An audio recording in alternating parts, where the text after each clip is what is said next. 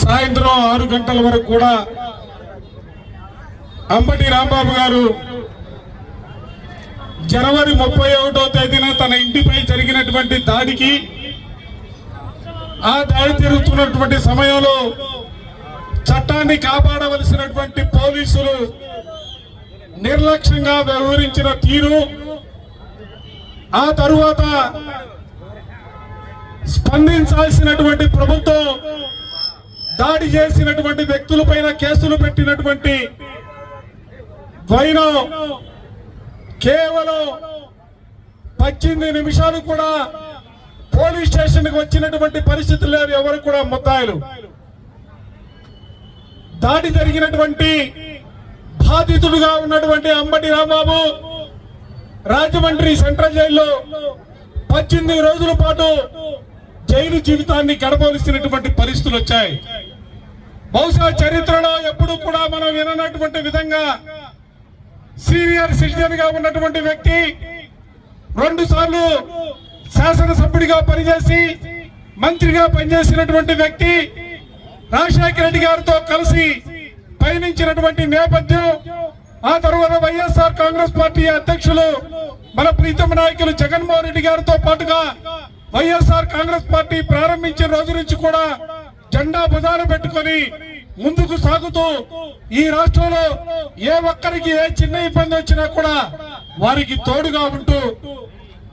ప్రజల గొంతుగా వైఎస్ఆర్ కాంగ్రెస్ పార్టీ వాణిని అన్ని సందర్భాల్లో కూడా వినిపిస్తున్నటువంటి అంబటి రాంబాబుని ఆ రోజున అరెస్ట్ చేసిన తర్వాత పోలీస్ స్టేషన్ కి తీసుకెళ్లి శారీరకంగా హింసించినటువంటి వైరం, హింసించినటువంటి పోలీస్ అధికారిని సస్పెండ్ చేయాలని కోరినప్పుడు కూడా ఇవాటి వరకు కూడా కనీసమైనటువంటి చర్యలు కూడా తీసుకోలేదు. అందుకే ఈ రోజున రాంబాబు గారు ఈ రోజు ఉదయం నుంచి సాయంత్రం వరకు కూడా దీక్షను చేపట్టి ప్రభుత్వానికి స్పష్టంగా చెప్పదలుచుకున్నాడు. మీరు కనుక చర్యలు తీసుకోకపోతే నేను ఎంతవరకైనా కూడా ముందుకు సాగడానికి సిద్ధంగా ఉన్నానన్న సంకేతాన్ని ఈ రోజు అధికారులకు ఇచ్చినటువంటి పరిస్థితులు ఉన్నాయి. నేను ఒక్క మాట చెప్పదలుచుకున్నా, ఇది రాంబాబు చేస్తున్నటువంటి ఈ ధర్మ పోరాటం ఆయన వ్యక్తిగతమైనటువంటి పోరాటం కాదు, ఇది వైఎస్ఆర్ కాంగ్రెస్ పార్టీ పోరాటంగా దయచేసి కార్యకర్తలు, పార్టీ నాయకులు ఈ రోజు ఉదయం నుంచి కూడా పెద్ద ఎత్తున తరలి వచ్చి ఈ కార్యక్రమంలో పాల్గొని మాట్లాడడం ద్వారా ఈ ప్రభుత్వానికి స్పష్టంగా సందేశాన్ని ఇచ్చినటువంటి పరిస్థితులు. అందుకే నేను ఈ సందర్భంగా ఈ ప్రభుత్వానికి కూడా స్పష్టంగా చెప్పదలుచుకున్నా, మీరు దీని మీద దాడి చేసినటువంటి నిందితుల్ని అరెస్ట్ చేయాలా, ఎవరైతే రాంబాబు మీద శారీరకంగా హింసించారో అధికారులను సస్పెండ్ చేయాలా, లేని పక్షంలో గుంటూరు కలెక్టరేట్ ఎదురుగా ప్రారంభించినటువంటి ఈ ఉద్యమం, ఈ పోరాటం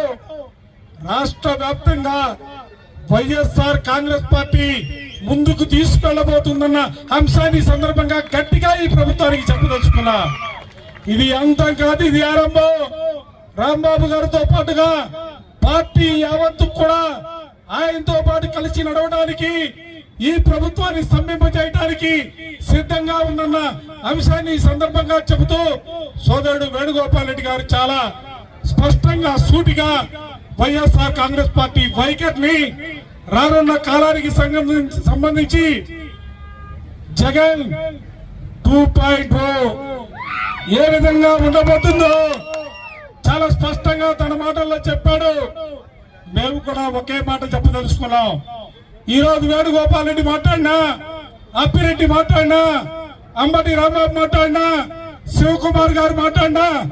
ఏ ఒక్కరు మాట్లాడినా కూడా ఒకటే మాట, రానున్న కాలానికి సంబంధించి ఇవాళ ఎవరెవరైతే అధికారులు కాకి చొక్కా మాటున పసుపు చొక్కాలు వేసుకొని ముందుకు సాగుతున్నారో వారందరినీ కూడా కాకి చొక్కాలు విప్పించే కార్యక్రమాన్ని చట్టపరంగా వైఎస్ఆర్ కాంగ్రెస్ పార్టీ తీసుకోబోతుందన్న అంశాన్ని సందర్భంగా చెబుతూ ఎవరెవరైతే దాడిలో పాల్గొన్నారో వారందరికీ కూడా చట్ట ప్రకారం వారిపైన కూడా చర్యలు ఉంటాయని మరోసారి చెబుతూ ఇవాళ ఏ విధంగా అయితే ఉదయం 6 గంటల నుంచి బహుశా ఎప్పుడు కూడా మనం చూడాలా ఉదయం పొద్దున సూర్యుడు బయటికి రాకముందే రాంబాబు గారు ఇక్కడికి వస్తే సూర్యుడు 10 నిమిషాలు పావు గంట ఆలస్యం అవుతుందేమో కానీ వైఎస్ఆర్ కాంగ్రెస్ పార్టీ కార్యకర్తలందరూ కూడా 6 గంటల కల్లా కూడా కలెక్టర్ ఆఫీస్ దగ్గరకు వచ్చి వైఎస్ఆర్ కాంగ్రెస్ పార్టీ సంఘీభావాన్ని, వైఎస్ఆర్ కాంగ్రెస్ పార్టీ శక్తిని, భవిష్యత్తుకు సంబంధించి వైఎస్ఆర్ కాంగ్రెస్ పార్టీ కార్యకర్తలుగా ఏ విధంగా మేమందరం కూడా కలిసికట్టుగా ముందుకు సాగిపోతున్నామన్న అంశాలు కూడా చాలా స్పష్టంగా చెప్పినటువంటి పరిస్థితులు ఇవాళ ఉన్నాయి. అందుకే